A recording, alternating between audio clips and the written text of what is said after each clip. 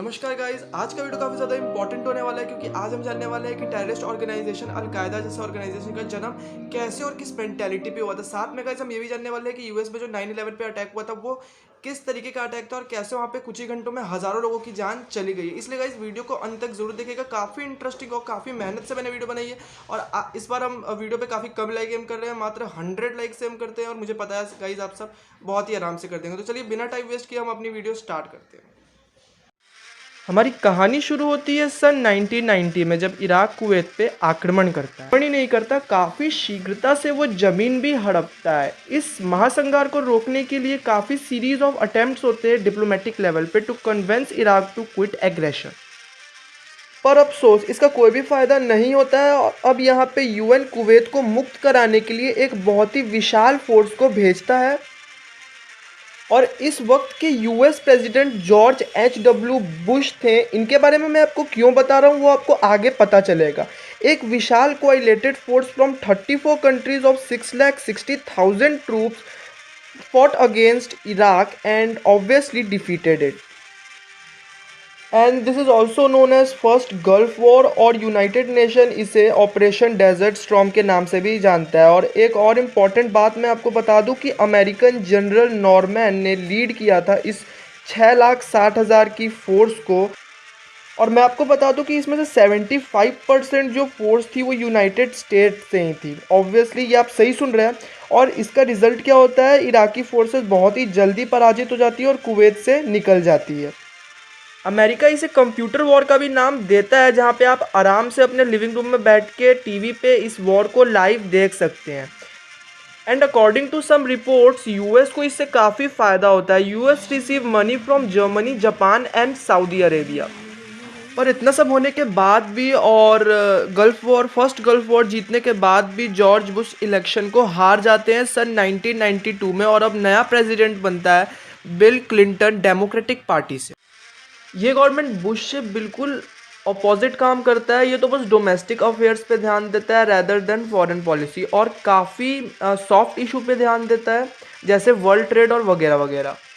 सन 1999 यही वो काला दिन है जब टेररिस्ट ऑर्गेनाइजेशन का जन्म होता है। यूएस ने यूगोस्लाविया कंट्री से बदला लेना चाहा, मुख्य रूप से अल्फेनियन पॉपुलेशन जो कोसोवो प्रोविंस में रहते थे। यूएस ने अपनी नाटो फोर्स यानी कि नॉर्थ अटलांटिक ट्रेटी ऑर्गेनाइजेशन की एयर फोर्स को 2 महीने तक बॉम्ब टारगेट करने के लिए बोला ताकि वो वहाँ की सरकार को गिरा सके और वहाँ पे अपनी नाटो फोर्स को लगा सके। अगर आपको नहीं पता कि नाटो फोर्स क्या है तो ऊपर दिए गए आई बटन पे क्लिक करें और जाने कि ये नाटो फोर्स आखिर है क्या। इस घटना के कुछ ही दिनों पश्चात अल-कायदा नाम के टेररिस्ट ऑर्गेनाइजेशन का जन्म हुआ, which is influenced by extremist Islamist idea. Al Qaeda से निपटने के लिए प्रेसिडेंट बिल क्लिंटन एक ऑपरेशन को ऑर्डर करते हैं जिसका नाम होता है Infinite Dash, a series of cruise missile strike on al Qaeda terrorist target in Sudan and Afghanistan. अब वक्त था अल-कायदा के रिस्पॉन्स का। 11 सितंबर 2001, सब वही सुहाना दिन, चिड़ियों का चहल पहल और लोग वही कर रहे थे जो उनके रोज़मर्रा का काम है। सब के सब आने वाले खतरे से अनजान थे। किसी को नहीं पता था कि आने वाला समय कितना घातक हो सकता है उनके लिए। सब शांत तो था पर सिर्फ कुछ ही समय के लिए। अब वक्त था खतरे का। जी हाँ, पता चलता है कि 19 hijackers from number of Arab countries 4 American aircraft को शॉर्टली कंट्रोल कर लेते हैं और उसे हाईजैक करके उड़ाते हैं। जैसे ही ये बात ग्राउंड कंट्रोल को पता चलती है, खलबली सी मच जाती है।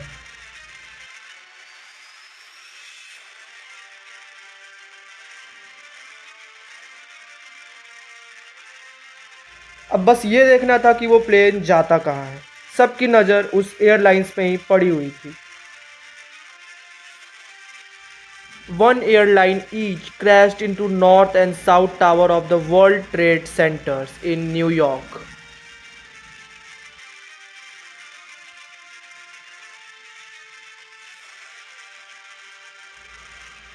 third aircraft crashed into the Pentagon building in Virginia, where US Defense Department is headquartered. The fourth aircraft, presumably bound for the Capitol building of the US Congress, came down into the field of Peninsula Valley. उसके बाद ये attack 9/11 के नाम से मशहूर हुआ। 9/11 के नाम से इसलिए मशहूर हुआ क्योंकि अमेरिका में मंथ और डेट उल्टे लिखे जाते हैं। इस अटैक में 3000 अमेरिकन मारे जाते हैं। इसे हम अगर कंपेयर करें ब्रिटिश बर्निंग ऑफ वॉशिंगटन इन 1814 और जैपनीज़ अटैक 1941, तो ये उससे भी ज़्यादा खतरनाक अटैक था। 9/11 का ये अटैक यूएस की मिट्टी पे, यूएस की धरती पे सबसे खतरनाक अटैक था अब तक का, since founding the country in 1776। आपको क्या लगता है, इतना सब होने के बाद अमेरिका चुप रहने वाला था? नहीं, अमेरिका तुरंत ही एक मिशन लॉन्च करता है जिसका नाम होता है ending freedom against all the suspected behind this attack, mainly al Qaeda और तालिबानी रेजिमी इन अफगानिस्तान। अलकायदा और तालिबान को तो अमेरिका पूरी तरीके से उखाड़ फेंकता है, पर इसका थोड़ा सा टुकड़ा आज भी बचा हुआ है, जो आज भी आतंक के रूप में कहीं ना कहीं आप अपने डेली लाइफ में कभी ना कभी तो सुनते ही। सिर्फ अफगानिस्तान में ही नहीं, यूएस पूरे दुनिया में हर जगह जगह पे अरेस्ट करता है और वहाँ की गवर्नमेंट तक को नहीं पता होता कि कौन सा बंदा अरेस्ट हो रहा है अमेरिका आर्मी की तरफ से। जितने भी सस्पेक्ट अरेस्ट होते हैं उन सबको एक बहुत ही सीक्रेट प्रिजन में ले जाया जाता है जिसका नाम होता है गुआंतानामो, यूएस नेवल बेस एक कुबा नाम के आइलैंड पे।